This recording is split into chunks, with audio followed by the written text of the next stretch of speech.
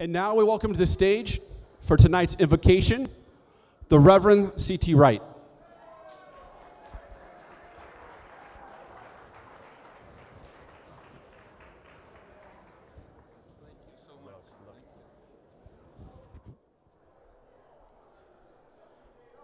Let me tell you, it is good to be here tonight.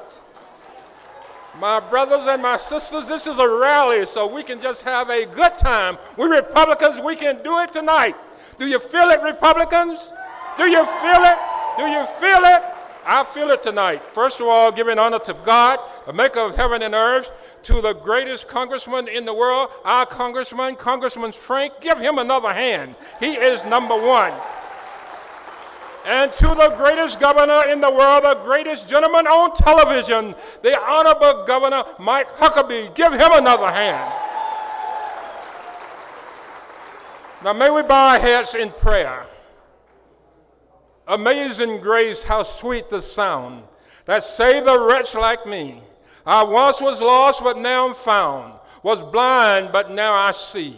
Through many dangers, toils, and snares, I have already come. 'Twas grace that brought me safe thus far, and grace will lead me on. 'Twas God's grace that created the greatest nation in the world, the United States of America. It was God's grace that gave us the Declaration of Independence and the Constitution. It was God's grace in the 1850s that created the Republican Party. It was God's grace that gave us Abraham Lincoln as the first Republican president. Yes, it was God's grace who turned things around in Arizona when he gave us Barry Goldwater, our great senator. Yes, it was God's grace in the 1980s who gave us Ronald Reagan. And it's going to be God's grace that's going to lead us on. It's God's grace that has given us the greatest military in the world. The United States is great. The United States will remain great. And it will be why? Because of God's grace. Let each of us say a prayer each day for God's grace and for this great nation,